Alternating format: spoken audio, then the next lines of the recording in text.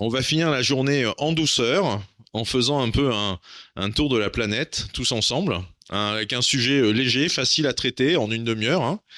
Panorama de l'ufologie mondiale, dernières actualités.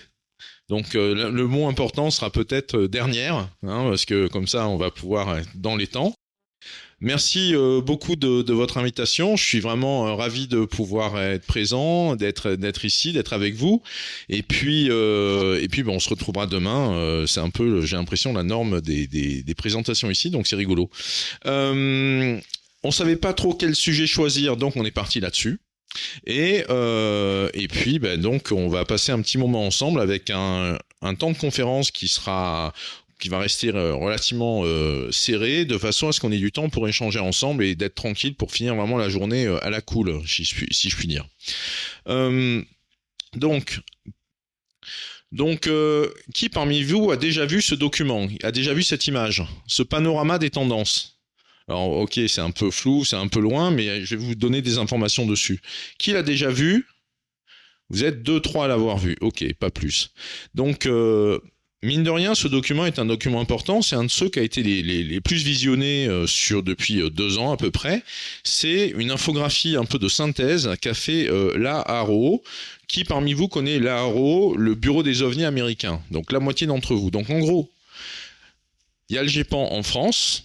Et il y a l'AARO aux États-Unis. La différence, c'est que le GEPAN, c'est relié au CNES, donc au Centre national d'études spatiales en France, alors que l'AARO, AARO, le All Domain Anomaly Resolution Office, l'AARO, lui, il est lié au Pentagone. Ça fait partie du Pentagone, ça reste dans le champ militaire au niveau des États-Unis.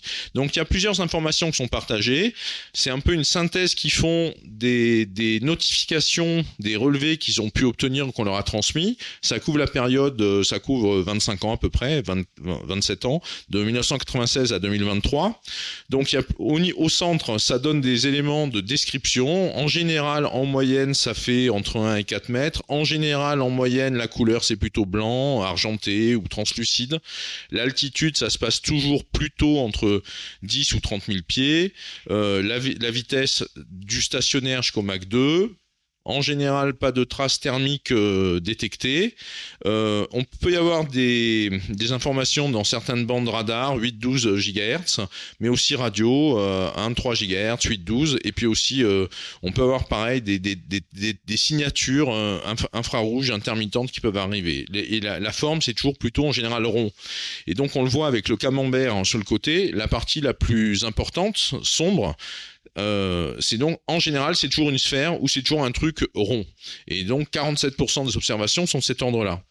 À côté, je vous épargne les altitudes, mais ça vous donne une idée de la proportion des altitudes moyennes où se font les observations, avec les grands avions, les petits avions, les ballons météo qui sont mentionnés, qui donnent une idée. Je pense qu'il doit même y avoir l'Everest, oui c'est ça, c'est l'Everest qui est indiqué, qui donne une idée comme ça des hauteurs relatives où les observations se situent en général. Donc c'est un peu document de synthèse, et dedans il y a quelque chose d'assez intéressant, c'est la petite carte qui est là-bas, où donc la carte est claire, et il y a des zones sombres.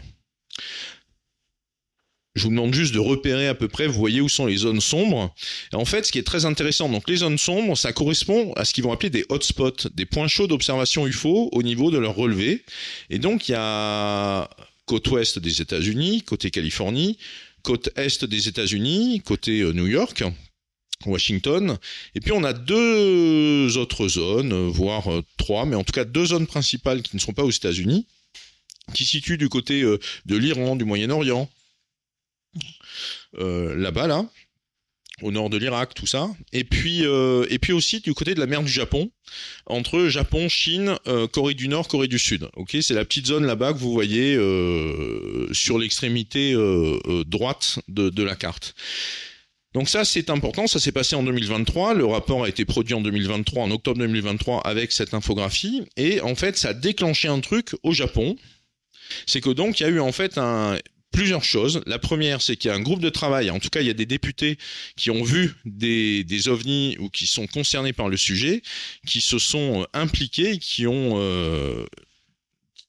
activé leur réseau pour qu'il y ait un groupe de travail parlementaire, tout parti politique confondu, et qui concerne autant la chambre basse, la chambre haute, donc les représentants, c'est-à-dire l'équivalent des députés, et les sénateurs de la Diète. La Diète, c'est le nom du Parlement japonais, qui s'est monté en juin 2024.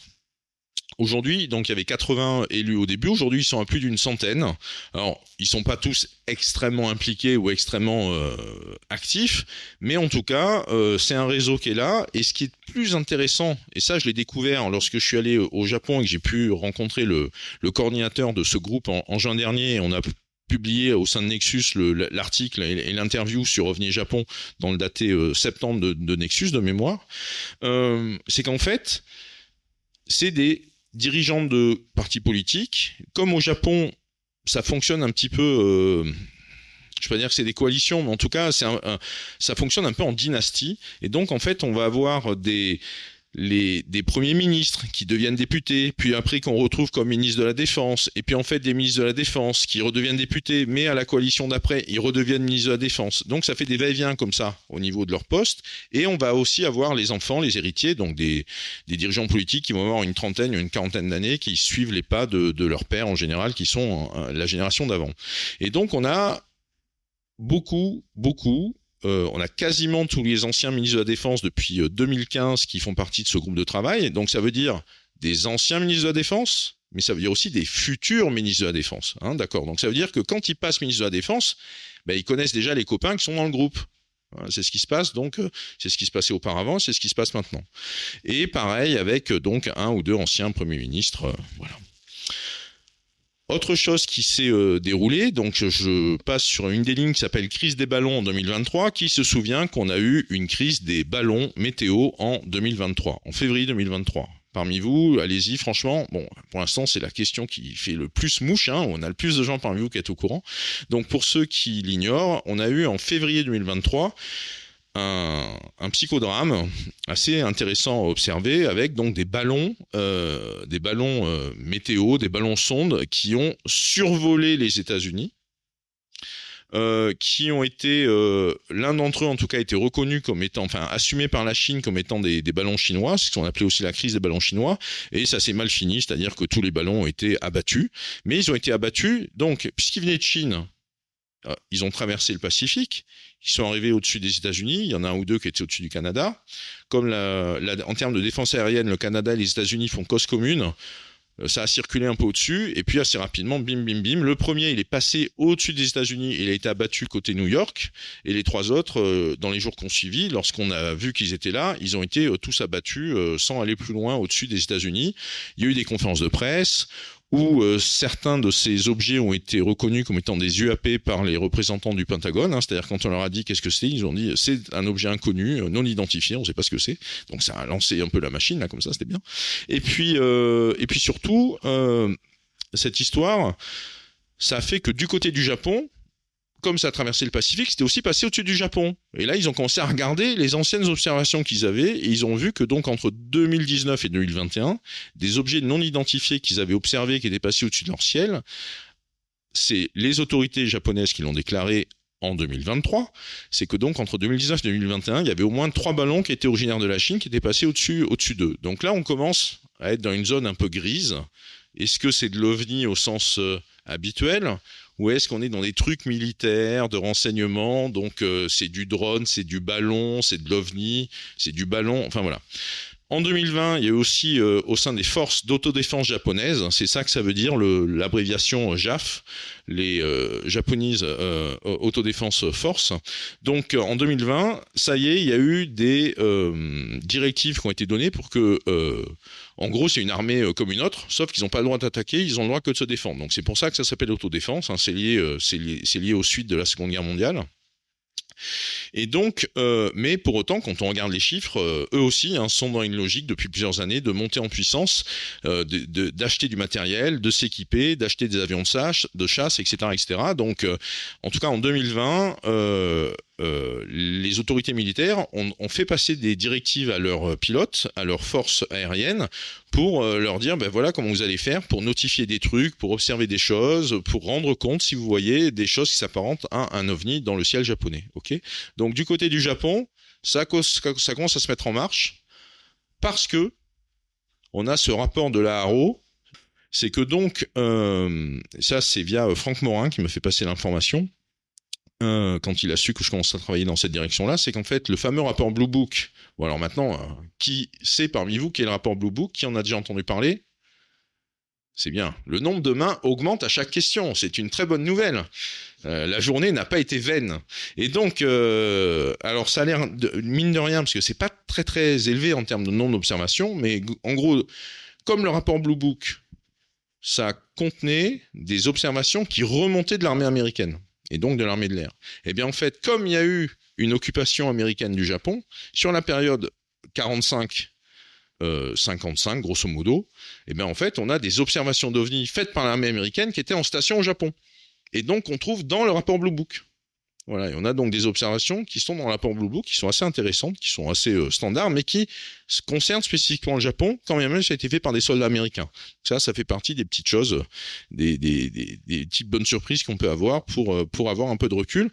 Et ce qui fait que ça donne aussi, le Japon a mis en place, je crois que sa première association d'UFO nationale et puis moderne, elle date du milieu des années 50, à peu près entre 52 ou 55. Et donc, ce qui fait que quand on regarde l'histoire de la naissance de l'ufologie, on va dire moderne ou sérieuse ou fréquentable, avec le début des années 50, ben, ça permet de croiser les infos avec ce qui ressort des dossiers américains. Voilà. Donc, la crise des ballons. Ça, c'est pour vous donner une image vue d'au-dessus de à quoi pouvaient ressembler les ballons, ou en tout cas le fameux ballon chinois qui a été assumé et reconnu comme tel par la Chine. Donc panneaux solaires, machin, ballon en hélium, enfin tous les trucs là. Comme ça vole très haut. Et puis à côté, c'est la carte des endroits où, en février 2023, à quel moment chacun a été shooté, histoire que on arrête d'avoir des ballons au-dessus de notre tête. On ne sait pas ce que c'est. Est-ce que c'est de la météo? Est-ce que c'est de la surveillance? Est-ce que c'est civil, comme nous le disent les Chinois, ou est-ce que c'est militaire? Bref, on les dégage, on les dégomme. Donc ça, c'est aussi une tendance, parce qu'en fait, les histoires de ballons météo, les histoires de ballons, ou est-ce que c'est de la science qui fait un peu d'intelligence, ou est-ce que c'est des manières aussi de tester les capacités de détection par rapport à des objets dans le ciel de la part de pays qu'on a un intérêt à essayer d'espionner? Voilà, ça fait partie des choses. Et dans une autre conférence que j'ai pu donner, j'ai creusé plus en détail la question des ballons, et en fait c'est les États-Unis, des 47, des 50, des 52, pas que à cause de Roswell, c'est justement parce qu'ils exploraient les ballons météo qu'ils ont mis en avant le ballon météo comme origine de Roswell. C'est pas du tout un hasard en fait, c'est parce que pendant 10-15 ans, ils ont été les premiers à lâcher des centaines de ballons espions en jouant sur les courants aériens haute altitude, qui allaient passer au-dessus de la Russie, qui allaient passer au-dessus de tout ça. Voilà.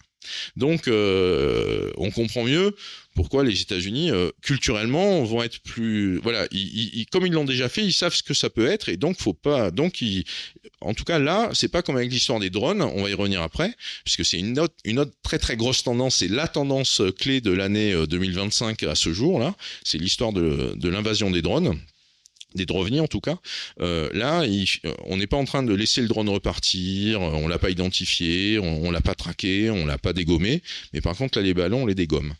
Donc autre tendance importante, enfin en tout cas qui va être croissante. Là on est dans une phase qui est celle du recueil des témoignages, du recueil des cas. Donc ça ressemble au premier catalogue qu'on pouvait faire en France avec les années 70, 80. Voilà, on est dans le simple recueil des cas.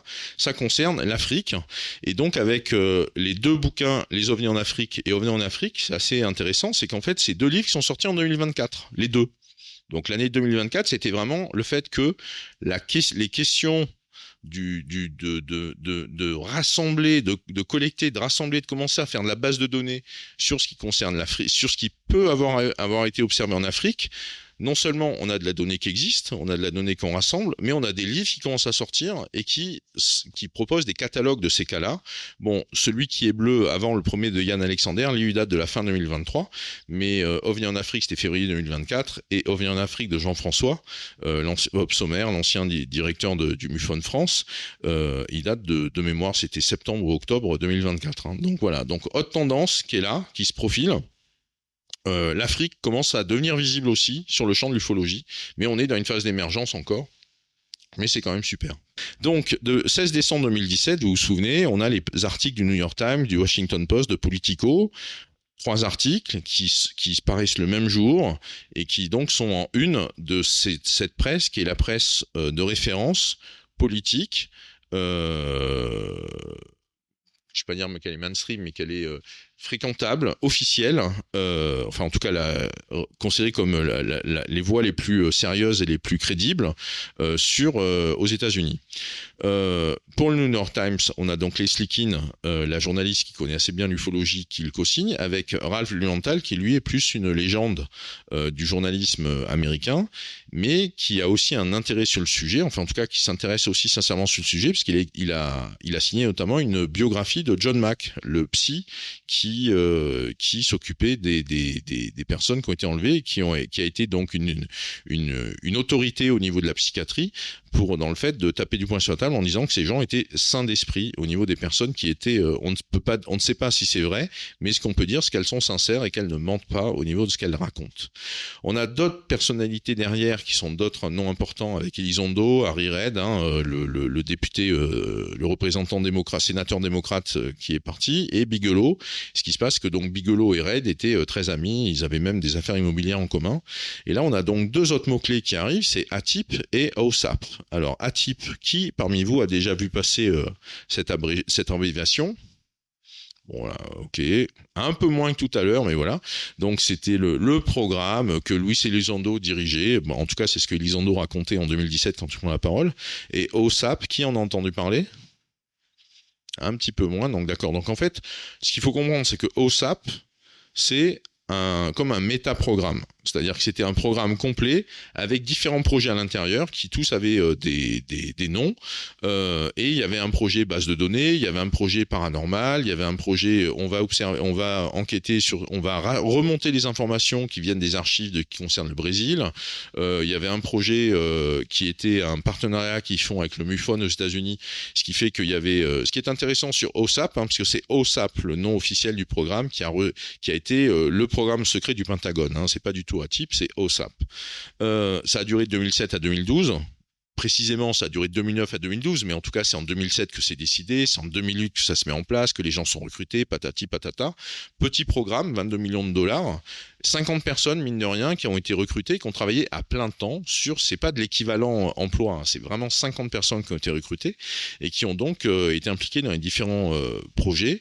Et par exemple, dans les modes d'organisation qu'il pouvait y avoir, c'est que par rapport à cette logique d'avoir une vision très non seulement systémique, mais systématique de ce qui pouvait se dérouler, dès qu'il y avait une alerte de quelque chose de quelque part, hop, ils avaient passé une convention avec le MUFON des États-Unis, et c'est le MUFON qui envoyait des enquêteurs sur place, puisqu'ils couvraient tout le territoire, pour être en quelques heures les premiers sur les lieux dès qu'il y avait une observation qui était méritoire. Donc là, on est sur un exemple, par exemple, de partenariat public-privé.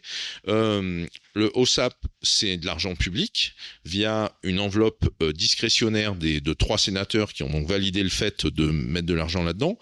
On sait depuis que ces 3 sénateurs avaient aussi vu des ovnis, 2 étaient des anciens militaires, Harry Reid était très intéressés par le sujet, et les 2 autres étaient des anciens militaires, et ils avaient vu à au moins 1 ou 2 reprises, ou en tout cas ils avaient eu des camarades de combat qui leur avaient relaté qu'ils avaient vu des trucs bizarres. Donc c'est vraiment des gens qui étaient déjà sensibilisés au sujet, qui ont donc mis de l'argent en connaissance de cause.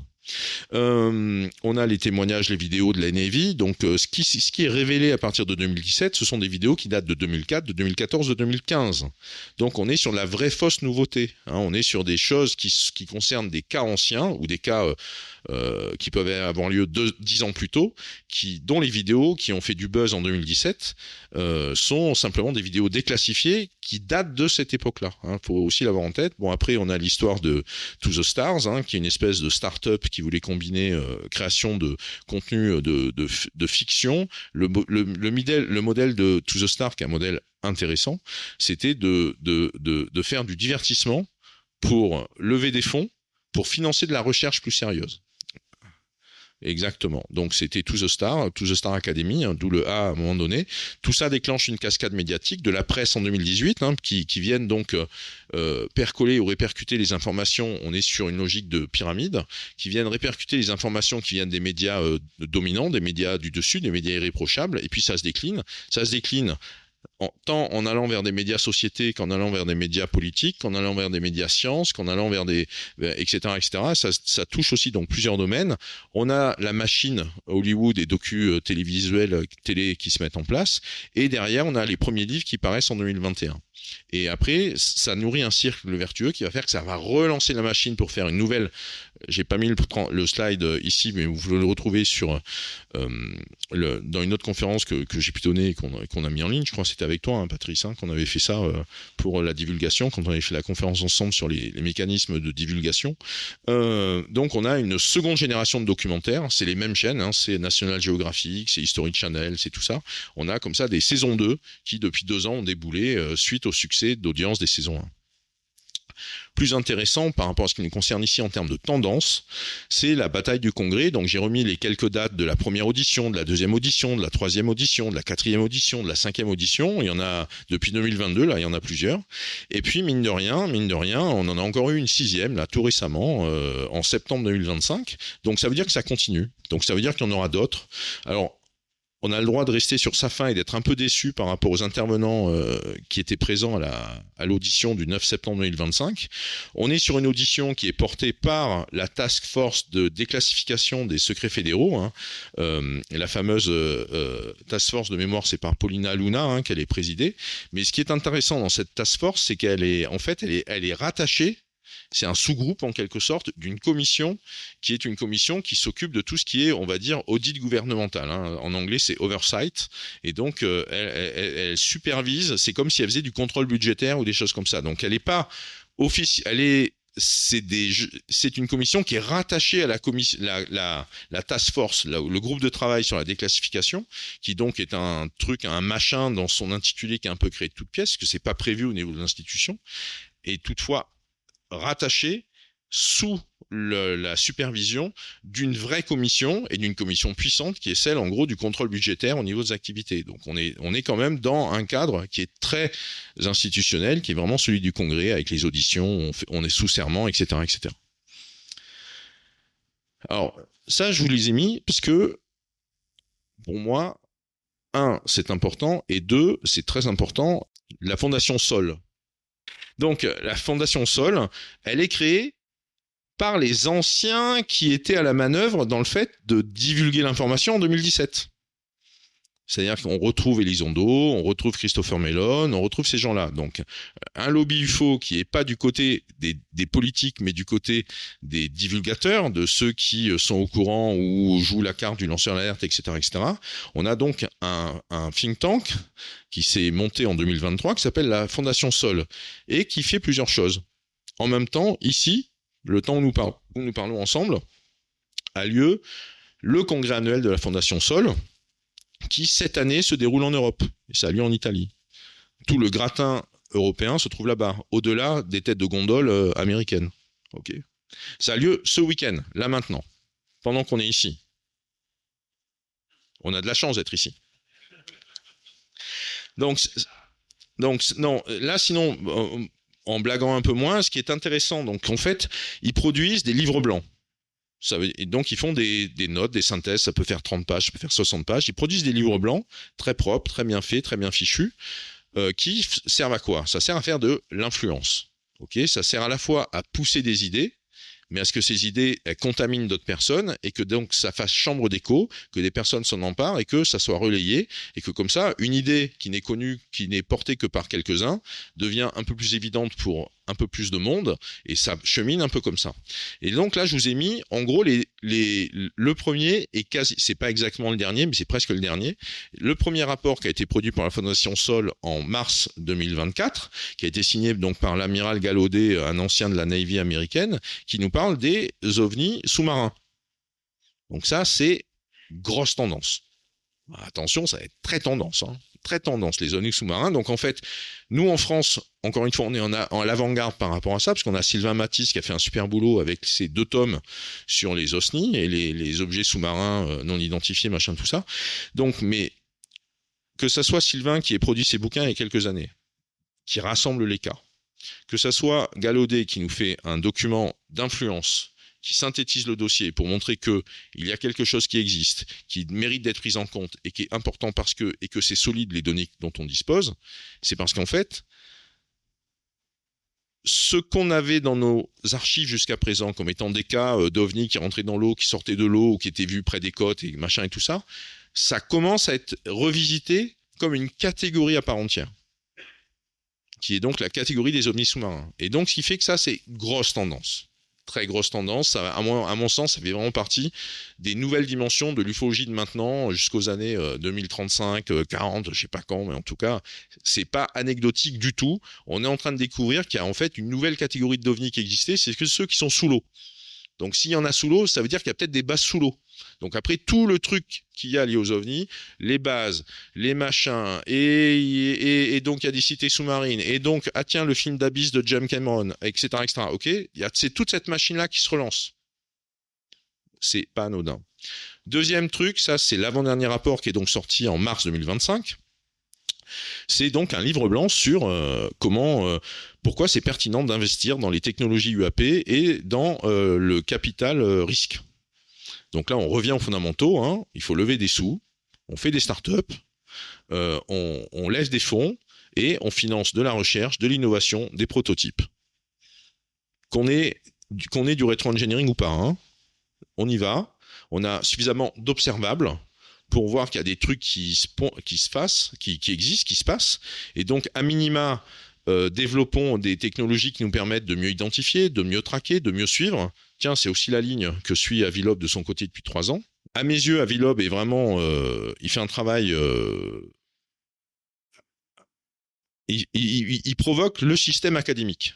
Il fait un travail de provocation du système académique, mais ses propositions sont très pertinentes. Et parce qu'en fait, en jouant sur du privé, il faut savoir que quand il quitte son poste, ou en tout cas qu'il quitte il a demandé un congé sabbatique je crois que c'est au moins 2 ans qu'il a demandé, c'est peut-être 3. Il a demandé un congé sabbatique de Harvard pour pouvoir monter, pour être dans la structure privée là qui pilote de recherche et avec laquelle il s'exprime à 100% en permanence sur les questions UAP.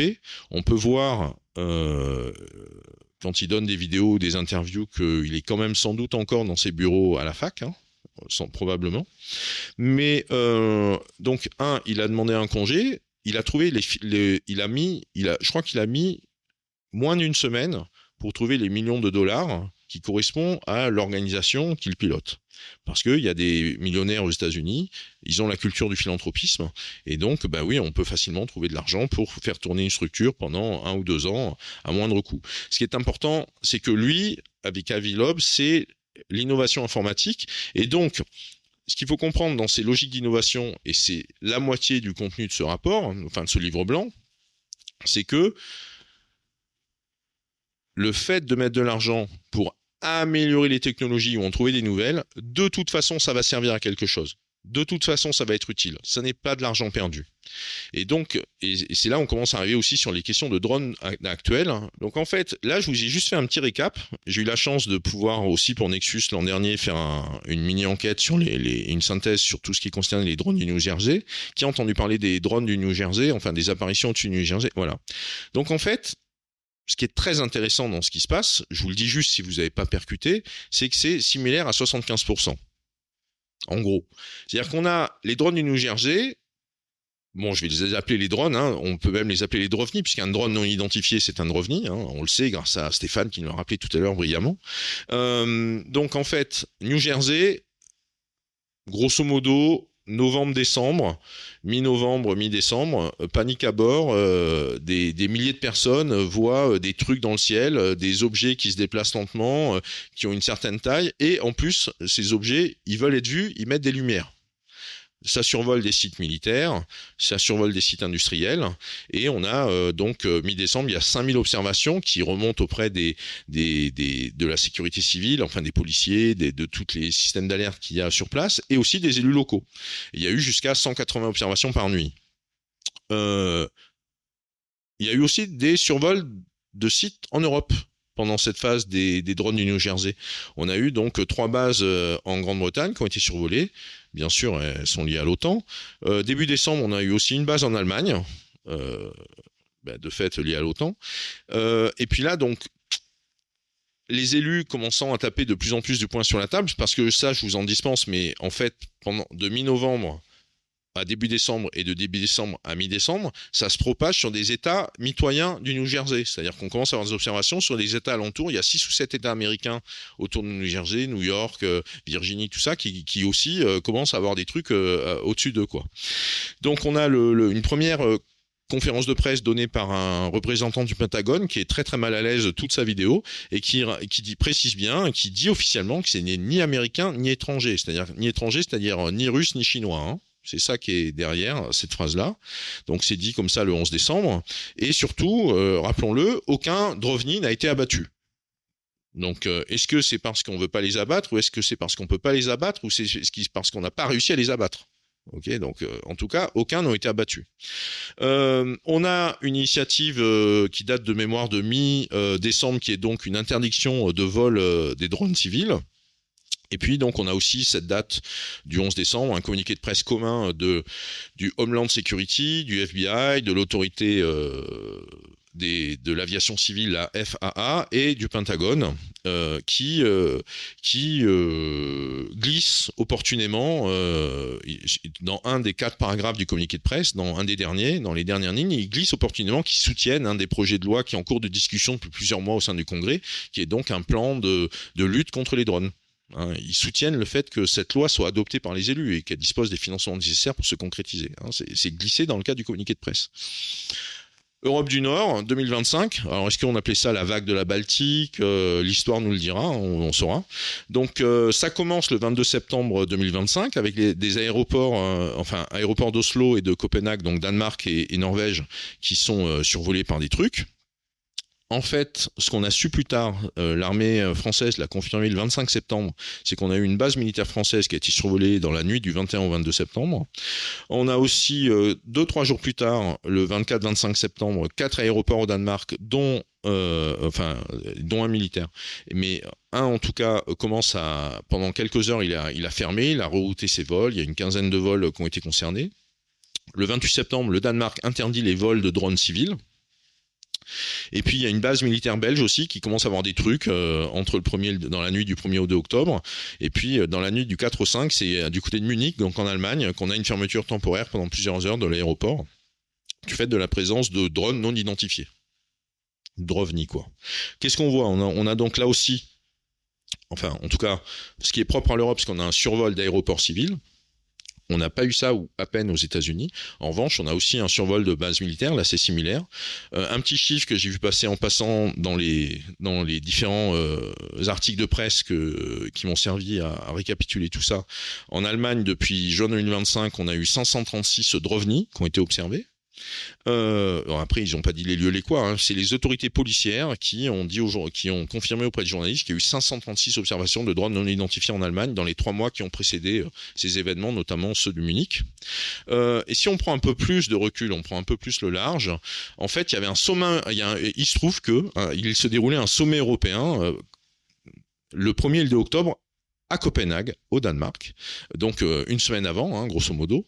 Et on a aussi, du côté des institutions européennes, on a plusieurs plans dans les tuyaux pour allonger le carnet de chèques et financer un effort de guerre respectable pour être au rang, pour faire face à la menace russe. Donc on a plus une feuille de route comme ça qui court jusqu'à 2030. Puis on a un vieux programme qui, depuis 2 ans, était un peu... des fois, ça voulait y aller, des fois, les autres disaient ça coûte trop cher, machin. Bon, finalement, il a été adopté le 17 octobre. Donc, lui, c'est un programme à 1,5 milliard. On n'est pas sur des programmes à 600 milliards comme il en est question.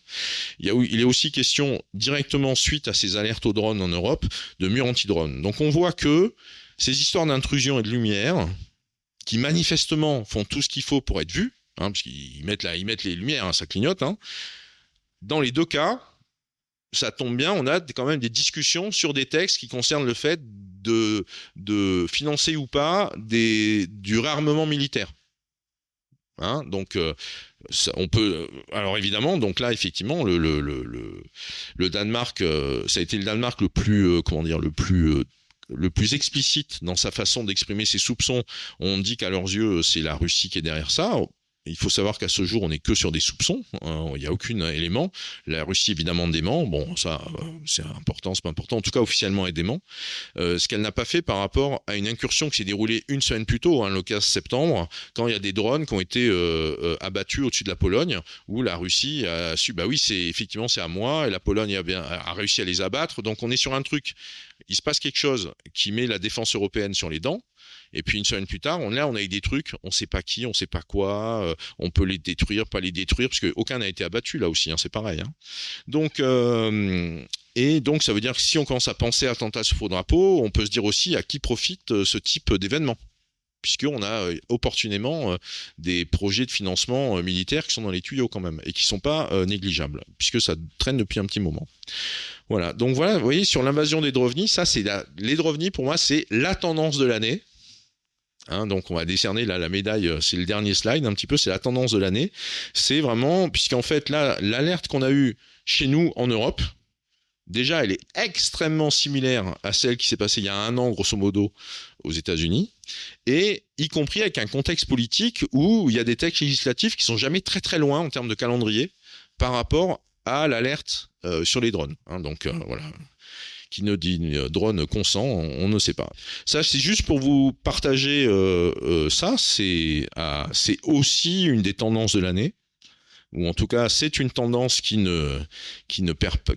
garde, enfin, qui ne se démode pas. Donc, la fabrique du doute, c'est une expression qui vient du champ du lobbying, et notamment de la désinformation scientifique. C'est-à-dire que les premiers à avoir mis ça en place, les premiers à avoir développé ces tactiques, ces stratégies de désinformation scientifique, c'est l'industrie du tabac en 1952. J'ai pas encore regardé les dates par rapport au carrousel de Washington, mais bref. C'est l'industrie du tabac en 42 qui se réunissent parce qu'en fait, depuis 47, on a des études qui sortent avec des médecins américains qui disent « Oulala, attention, tabac égale risque d'épidémie de cancer du poumon ».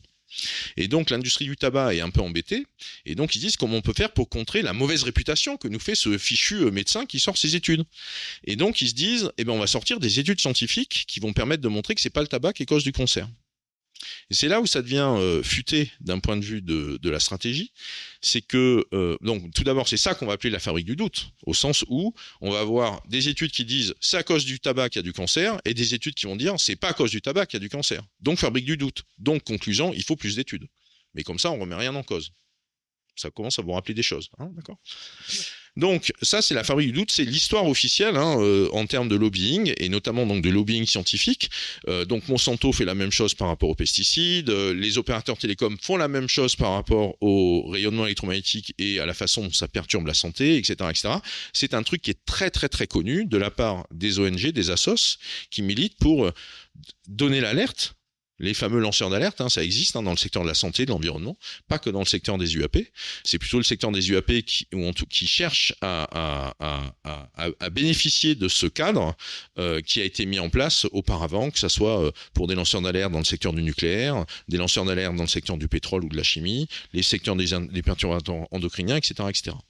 Quand on creuse encore un petit peu sur le niveau de détail d'en dessous, cette fameuse fabrique du doute dont les marchands de tabac ont été vraiment les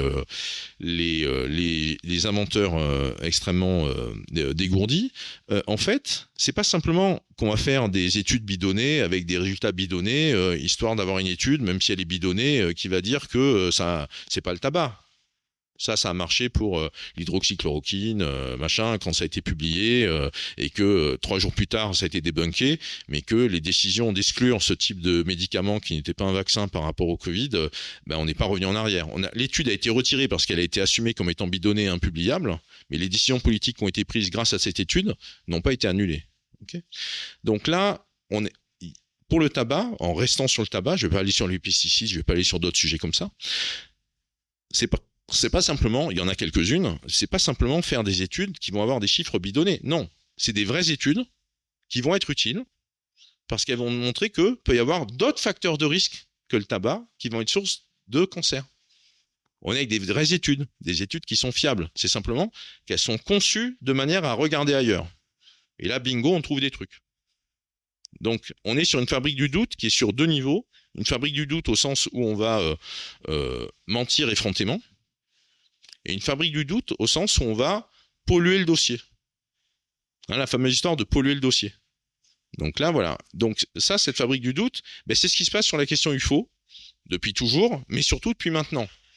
C'est-à-dire que là, l'ARO, ça c'est la petite image avec le cercle noir, hein, c'est leur rapport de 2024. En tout cas, c'est un des deux documents qu'ils ont produit en 2024, qui était un peu un récapitulé. Ils passaient en revue un historique des cas qui existaient. Et là, ils font totalement machine arrière au niveau de tout ce qu'ils ont pu dire précédemment dans le cadre de ce document, en disant. Pour ceux qui ont suivi l'actualité américaine et l'actualité des auditions, on a eu quand même plusieurs intervenants qui, à plusieurs reprises, sous serment, ont répété qu'il y avait des débris de vaisseaux qui avaient été récupérés. Parfois même, il y a des corps qui ont été récupérés. Mais en tout cas, il y a des objets qui ont fait l'objet de ce qu'on va appeler de la rétro-ingénierie. Là, maintenant, on commence à avoir un peu des idées de qui fait quoi, mais c'est plus simplement des thèses complotistes, c'est des déclarations via des commissions, via des auditions au sein du Congrès où les personnes ont déposé sous serment. Hein, je rappelle ce cadre et ce contexte, on est quand même sur autre chose en termes de cadre que le simple fait que c'est un email qui circule signé John Lear, quoi. On est sur autre chose, quoi.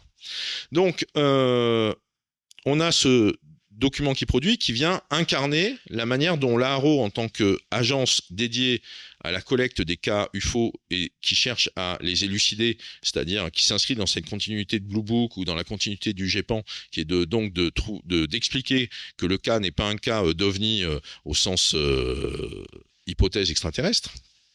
Eh bien, il s'inscrit là-dedans, et ce qui fait que ce rapport ou sa position maintenant est donc complètement décriée de la part du lobby pro-UFO, comme quoi l'ARO est là pour minimiser le dossier, le décrédibiliser, etc., etc. Donc ça commence à rappeler des souvenirs dès les années 50 aux États-Unis de cette position-là. Mais très intéressant, on a le Wall Street Journal qui a sorti un grand article en juin dernier. Je pense que les plus férus d'entre vous s'en souviennent. Je le dis juste pour parmi vous ceux qui ne savaient pas qu'il y a eu cet article-là sur la désinformation du Pentagone. Hein, c'est ça l'intérêt, c'est que dès le titre, la couleur est posée. Hein. Désinformation du Pentagone qui a nourri la mythologie UFO aux États-Unis. Vous voyez, donc il y a 8 mots, il y en a 5, on est mythologie, UFO, désinformation, Pentagone. C'est assez réussi en termes de mots-clés quand même. Donc, qui a nourri full, qui a filé du carburant. Donc, qui n'était pas au courant de cet article. J'essaie qu'il y ait plus des mains qui se lèvent en nombre, vous voyez, c'est pour ça. Bon, ben, ok, vous êtes quand même pas mal à le savoir.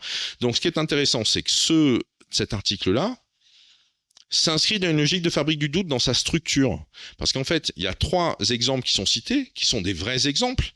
Le fait que il y a eu il y a notamment un rituel d'intégration qui est décrit où des personnes, plusieurs, témoignent et expliquent que quand il y avait un nouveau qui arrivait dans un service de renseignement, eh bien, on lui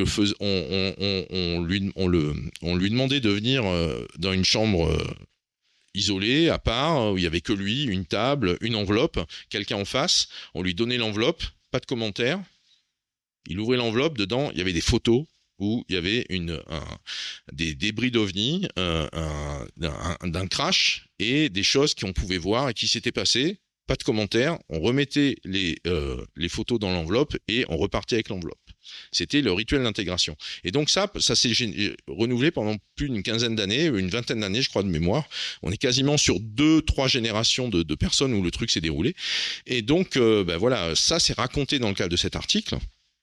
Et que ça soit vrai ou faux, hein. Moi, j'ai plutôt tendance à penser que ça puisse être tout à fait vrai, une bonne blague de potage qui gagne en termes de psychologie sociale, c'est assez courant, ce genre de truc qui se reproduit tout seul et à un moment donné, on perd l'origine du machin.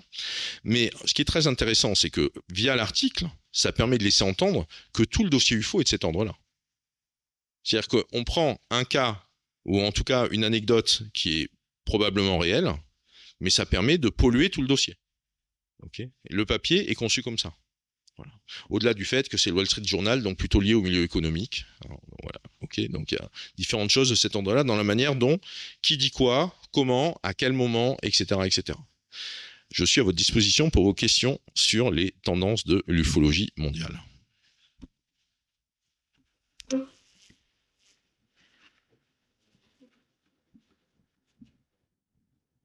Alors, cette technique de fabrique du doute me rappelle des, ce que j'ai vu sur le cinéma de propagande, l'étude du cinéma de propagande de Marc Ferro. Il avait étudié beaucoup le cinéma de propagande soviétique et ainsi que les actualités pendant la Seconde Guerre mondiale de toutes les belligérants. Et on présentait la même information sous des angles différents qui permettaient en fait de présenter cette information sur le meilleur angle pour le belligérant, hein, alors que c'était les mêmes faits.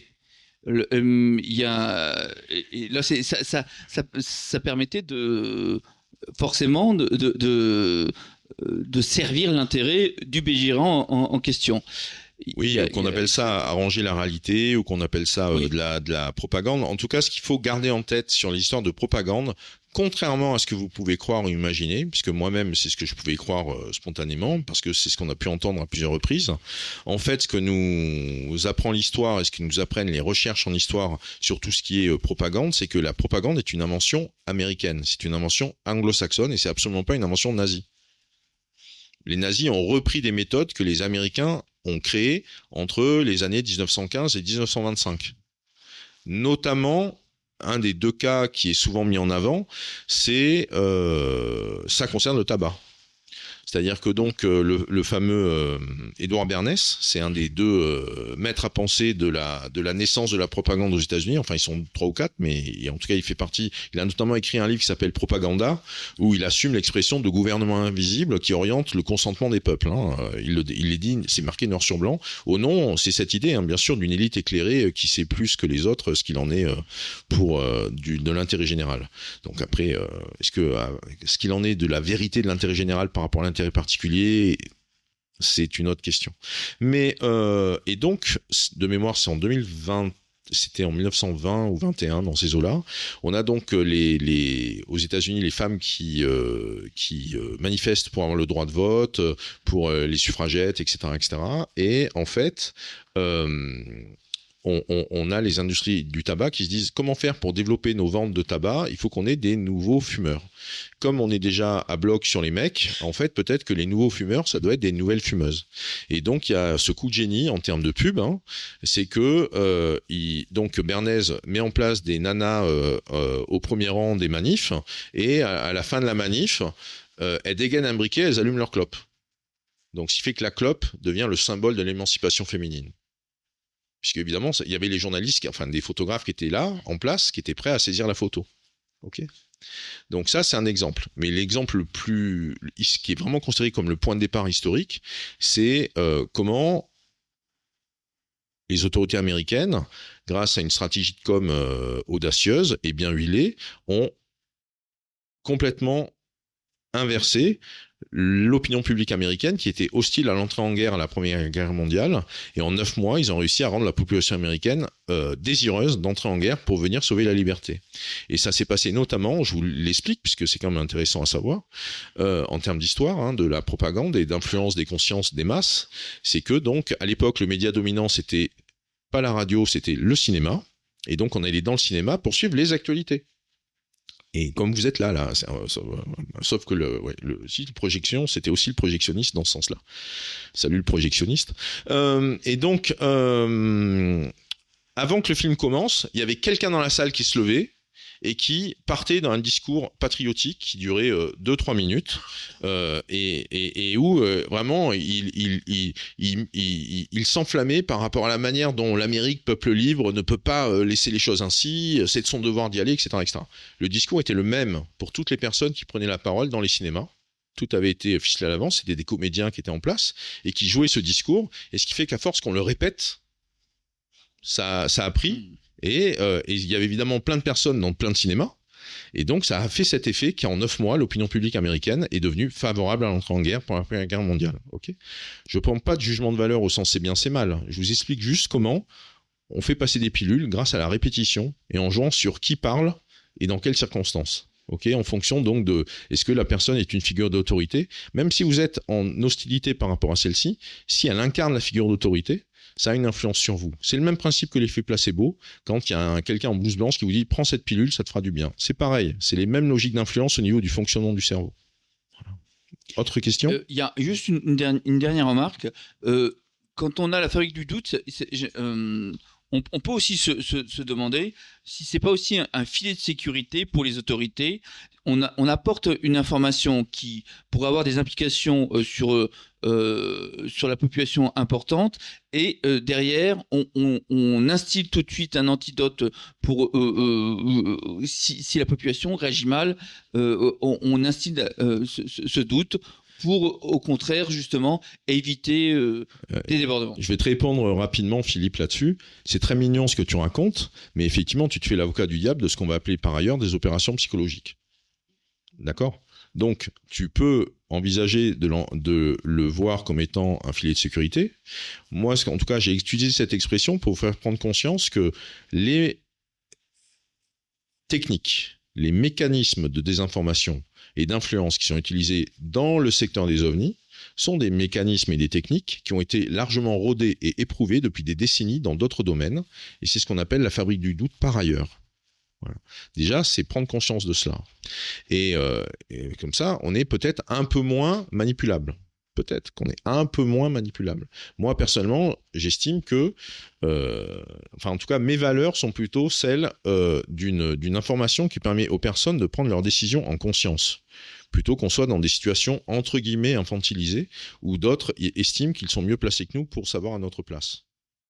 En fait, j'ai deux questions. Quand tu parles des ovnis sous-marins, tu as voulu parler des Tic-Tac? Non, ça s'appelle OANI, ça s'appelle OSNI. Là, on est en pleine ébullition autour de la question des objets, des ovnis sous-marins. Je vous ai esquissé cette direction, cette perspective, parce que ça fait partie, selon mes grilles de lecture, des tendances clés par rapport aux 5 ans qui viennent sur les questions ovnis. Dès qu'il y a les histoires d'ovnis d'OSNI qui apparaissent à ce niveau-là, on est plus sur, on est plus sur une observation anecdotique. On est sur quelque chose qu'on structure.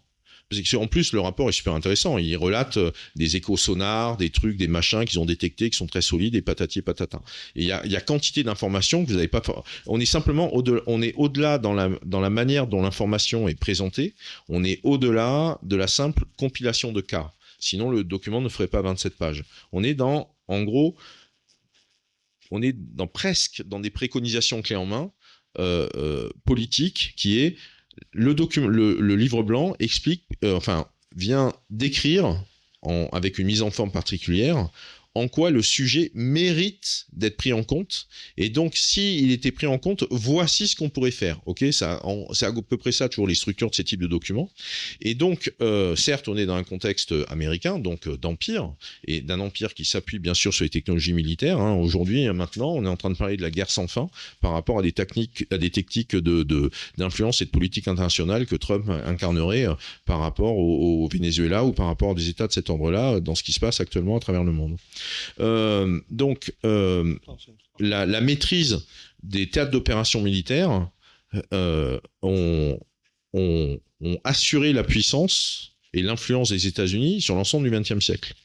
Et donc, vous pouvez imaginer que à une échelle un peu stratégique, il est bien sûr hors de question de la part des États-Unis de laisser filer le magot. Donc voilà. Donc ce qui fait que la question des ovnis peut être envisagée comme un nouveau théâtre d'opération au sens militaire, au sens stratégique, et il est évident que les États-Unis en tant qu'entité, en tant que personne morale, ne lâcheront rien et feront tout pour conserver une prédominance technologique. Et donc, tout est possible par rapport à ça.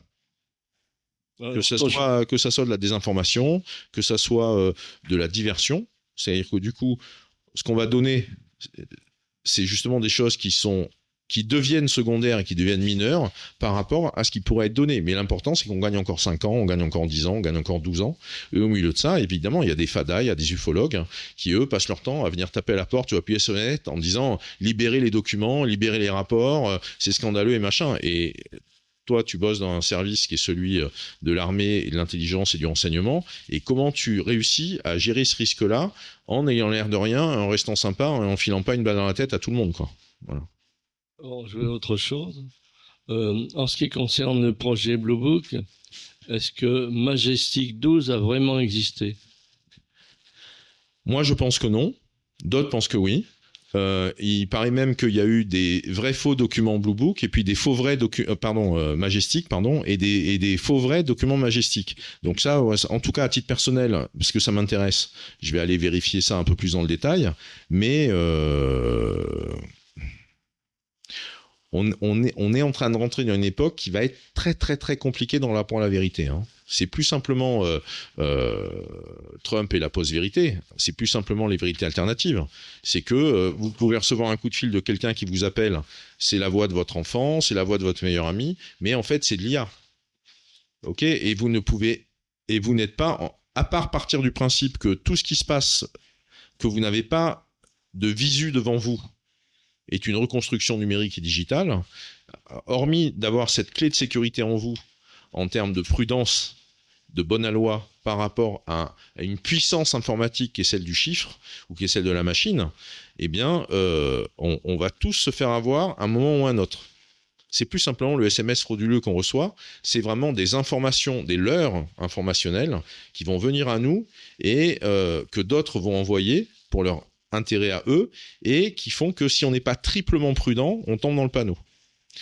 Je ne milite pas pour une société du contrôle ou de la biométrie intégrale, parce que évidemment, il suffit de fabriquer le poison pour pouvoir vendre le remède, hein, c'est toujours ce qu'on dit.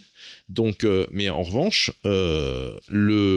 la puissance exacerbée des intelligences artificielles libérées de toute limite, affranchies de toute limite, fabrique un horizon où, dans les 5 ans qui viennent, dès qu'on va être sur du numérique et des écrans, vous n'avez aucune garantie que ce qui se passe, c'est du vrai. Donc, ça veut dire quoi ? Ça veut dire que ce qui est vrai va être ce qui va se passer hors des écrans. Ça devient intéressant, puisque donc on va revenir avec de l'humain et de la proximité et du réseau social et des réseaux de confiance. Là, ce qui se passe, par exemple, à une échelle qui est celle de la sociologie, à une échelle des sciences politiques, c'est que les rassemblements de personnes, c'est de l'humain par rapport au virtuel. Et comme c'est de l'humain, ça veut dire qu'on se fabrique de la confiance entre nous. On se fabrique de la proximité.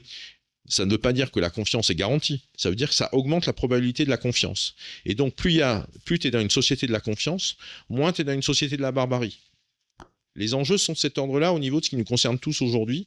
Et la question UFO, à mon sens, participe de cela, autant par rapport à la manière dont ça peut être instrumentalisé par les pouvoirs publics qui peuvent suivre leurs propres intérêts, leurs propres agendas, que aussi par rapport à la manière dont c'est un lieu d'exercice, de techniques de manipulation des consciences qui sont connues depuis belle lurette dans d'autres secteurs. Et donc, si ça existe dans d'autres secteurs, il n'y a aucune raison que ce ne soit pas utilisé dans ce secteur. Et comme c'est nous qui devenons les proies ou les poupées manipulables, il est de bonne loi, à mon sens, que nous soyons plus qu'avertis sur ces risques-là. Moi, j'aurais pas forcément de questions, mais bon, vous évoquiez cet article-là. Effectivement, le titre, j'avais pas fait gaffe, mais j'ai fait gaffe au contenu, par contre. Donc la fameuse antenne là qui expliquerait Maelstrom de mémoire, ça a été largement réfuté. On voit bien que l'article les deux parties sont vraiment finalement vides. Oui, parce qu'il y a eu 15 jours plus tard, il y a une seconde partie. Ouais, voilà, mais c'était. Bien sûr. Mais effectivement, comme vous le dites, on instille un doute et c'est l'objet de cet article. Dans le jargon, c'est ce qu'on appelle les stratégies d'influence. Ouais. Mais du coup, pareil, pour revenir avec tout ce qui est congrès, réunion des congrès et tout ça, on se rend compte qu'il y a des politiques quand même qui veulent avoir des vérités. Et là, j'ai un article qui était sorti, un article sur le Harvard National Security Journal de Dylan Guthrie, je sais pas si ça vous parle. Oui, je l'ai lu, il est super. C'est un super papier. Là, oui. Alors c'est un gros pavé et puis c'est quand même compliqué à comprendre. Mais c'est celui qui fait 45 pages. Ouais, c'est celui-là. Ouais. Je l'ai traduit, j'ai mis beaucoup de temps. Mais là, on se rend compte en fait que le Congrès en lui-même n'est pas forcément, comment dirais-je, c'est une entité un peu extérieure à tout ce qui est SAP, programme, développement et classification des éléments, quels qu'ils soient. Hein. Je ne parle pas que des ovnis, je parle de l'ensemble des programmes. Mais cette désinformation, enfin, en tout cas, ces risques de désinformation. De toute façon, depuis le comité Robertson, enfin depuis le panel, il avait clairement dit que c'était l'objet, ça pourrait être l'objet de Psyops. Et pour terminer, on a eu un exemple assez concret en 2018 avec un dépôt de brevet par la Navy sur des technologies qui ressemblent hasard au Tic Tac. et des technologies qui seraient de l'ordre de la technologie d'antigravité. The Warzone en avait parlé et avait estimé que c'était une opération de désinformation par les instances pour vis-à-vis des pays étrangers en se servant du phénomène OVNI pour peut-être les diriger dans une mauvaise voie ou leur faire croire que eux disposent, et peut-être c'est ça aussi l'objet de tout ça, c'est de faire croire à l'adversaire que peut-être il disposerait de... Voilà, je sais donc pas ce que vous en pensez, mais... Par rapport à ce que vous nous partagez, tout ça illustre en fait des facettes du brouillard de guerre dans lequel on est en train de rentrer, une guerre de basse intensité, une guerre informationnelle. J'aime pas trop l'expression guerre hybride parce que elle est plus qu'hybride, elle est multifactorielle, elle est holistique peut-être pourrait-on dire d'ailleurs. Même si le vocable qui est utilisé aujourd'hui c'est le terme de guerre hybride. Un exemple que je vais vous donner de comment ça peut marcher dans les deux sens en fait. Ce qu'il faut réussir, c'est nous, dans notre façon de penser les choses, je ne peux pas dire admettre, mais en tout cas réussir à faire ce pas de côté qui nous permet de réussir à fonctionner sans devenir dingue dans nos têtes avec des logiques duelles ou avec des approches paradoxales. C'est-à-dire comment fait-on quand... on sait pas, on sait un peu, on sait quand même, mais on sait pas tout. Vous voyez, c'est un peu ce truc. Donc, en gros, c'est ce qu'on appelle gérer l'incertitude. C'est ce qu'on appelle dans d'autres domaines gérer le risque. Dans l'assurance, gérer les risques, ils savent parfaitement faire.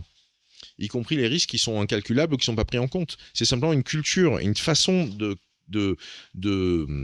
calibrer, de structurer son cerveau. Okay, et donc, j'ai commencé avec la question du hotspot japonais lié aux observations d'OVNI. Ce que j'ai pas dit, par exemple, si vous vous souvenez un peu des zones où c'est marqué, hormis celles qui sont sur les zones, sur les côtes américaines, on est sur des zones de conflit. Il y a une corrélation nette qui a été mise en évidence à plusieurs reprises, en tout cas dans les études des 20 ou 30 dernières années, dans des études universitaires qui ont pu être produites, c'est qu'il y a une corrélation entre le nombre d'OVNI qu'on va observer et des zones de conflit. Et parce qu'il y a des innovations, sans doute parce qu'il y a des questions d'innovation technologique, sans doute parce qu'on se retrouve plus à être attentif par rapport à ce qui se passe dans le ciel, et patati et patata. Okay, donc, du côté du Japon en tout cas, oui, en 2020, 2022 et aussi 2023, là, oui, ils ont annoncé qu'ils mettent les moyens pour renforcer les systèmes de détection et les systèmes de tracking par rapport à des objets fugaces qui auraient des comportements aberrants. Bon, c'est très bien, ça permet aussi de détecter d'éventuelles innovations technologiques et militaires qui viendraient d'un voisin qui est un peu plus grand, un peu plus puissant et qui a plus d'1 milliard de personnes comme habitants, quoi, vous voyez. Donc, il faut bien comprendre que la question UFO peut aussi servir de paravent à des basiques considérations géopolitiques, militaires, etc. Voilà. Alors, voilà, c'est terminé. Merci de votre attention.